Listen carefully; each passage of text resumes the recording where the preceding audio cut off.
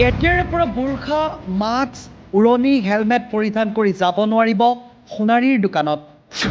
Burqa, mask, উৰণি পৰিধান কৰা গ্ৰাহকক গহনা বিক্ৰী নকৰাৰ সিদ্ধান্ত জুৱেলাৰী সন্থাৰ। কিন্তু ক'ত এই সিদ্ধান্ত?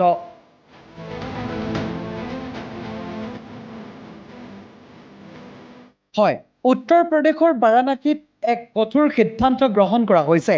এতিয়াৰে পৰা বুৰ্খা, মাস্ক, উৰণি বা হেলমেট পিন্ধি মুখ ঢাকি অহা কোনো ব্যক্তিয়ে গহনা ক্ৰয় কৰিব নোৱাৰিব। উত্তৰ প্ৰদেশ জুৱেলাৰী সন্থাৰ স্থানীয় সন্থাই শনিবাৰে নিৰাপত্তাজনিত কাৰণত এই বিশেষ নিষেধাজ্ঞা আৰোপ কৰিছে।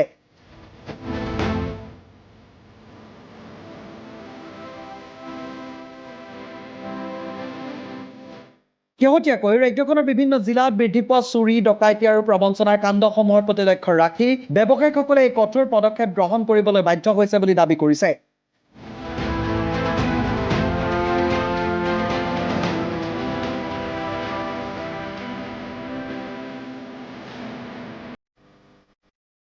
এই সন্দৰ্ভত ইতিমধ্যে চহৰখনৰ বিভিন্ন গহনাৰ দোকানৰ সন্মুখত সজাগতামূলক পোষ্টাৰো আঁৰি দিয়া হৈছে।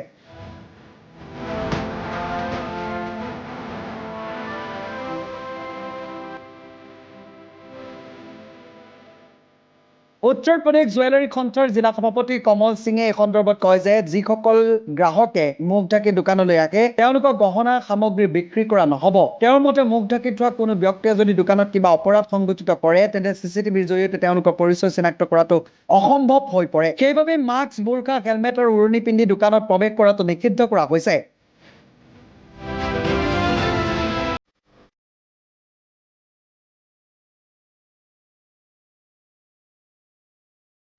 সিঙে স্পষ্ট কৰি দিয়ে যে ব্যৱসায়ীসকলে কেৱল নিজৰ নিৰাপত্তাহে বিচাৰে আৰু কোনো গ্ৰাহকে যদি হিজাব বা বুৰ্খা পিন্ধি আহে তেন্তে নিৰাপত্তাৰ খাতিৰত তেওঁলোকক দোকানৰ ভিতৰত নিজৰ মুখখন দেখুৱাব লাগিব।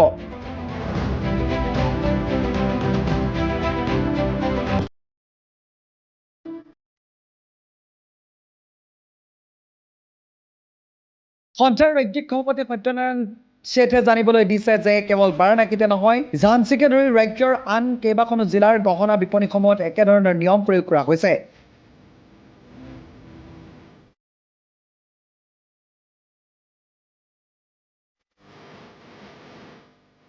বাৰাণসীত থকা হাজাৰ হাজাৰ গহনা ব্যৱসায়ীয়ে বৰ্তমান মুখ ঢাকি অহা লোকসকলৰ বাবে সমস্যাৰ সন্মুখীন হৈছে। তেওঁলোকে জনাইছে যে এই সিদ্ধান্ত কোনো নিৰ্দিষ্ট ধৰ্মৰ বিৰুদ্ধে নহয়, বৰঞ্চ এয়া কেৱল ব্যৱসায়িক সুৰক্ষাৰ বাবেহে লোৱা হৈছে।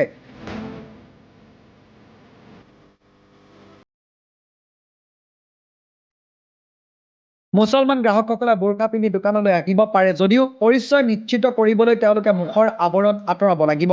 অৱশ্যে এই সিদ্ধান্তক লৈ সকলো ব্যৱসায়ী একমত নহয়।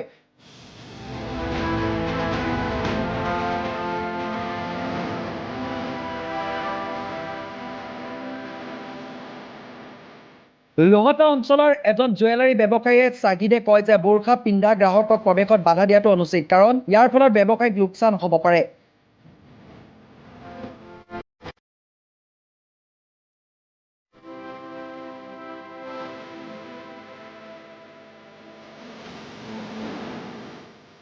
তেওঁৰ মতে এগৰাকী মহিলা গ্ৰাহকক মুখৰ আৱৰণ আঁতৰাবলৈ কোৱাটো বহুতৰ বাবে অপমানজনক হ'ব পাৰে। তেওঁ পৰামৰ্শ দিয়ে যে যদি দোকানত মহিলা কৰ্মচাৰী থাকে তেন্তে তেওঁলোকে মহিলা গ্ৰাহকৰ মুখখন পৰীক্ষা কৰিব পাৰে, কিন্তু এজন পুৰুষ কৰ্মচাৰীয়ে মহিলাৰ মুখ চাবলৈ বুৰ্খা আঁতৰাবলৈ কোৱাটো সামাজিকভাৱে সঠিক নহয়।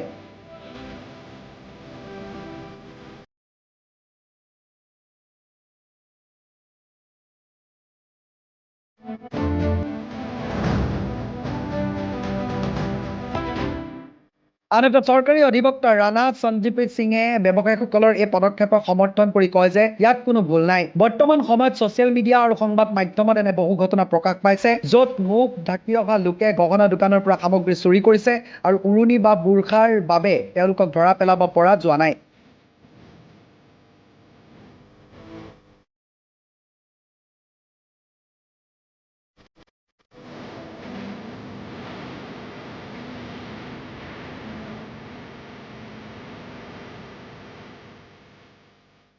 তেওঁ মন্তব্য কৰে যে প্ৰতিজন ব্যক্তিয়ে নিজৰ জীৱন আৰু সম্পত্তিৰ নিৰাপত্তা নিশ্চিত কৰাৰ সম্পূৰ্ণ অধিকাৰ আছে। বৰ্তমান সময়ত এইদৰে দেখিবলৈ পোৱা গৈছে বুৰ্খা, মাস্ক, উৰণি পৰিধান কৰা গ্ৰাহকক গহনা বিক্ৰী নকৰাৰ সিদ্ধান্ত গ্ৰহণ কৰিছে জুৱেলাৰী সন্থাই।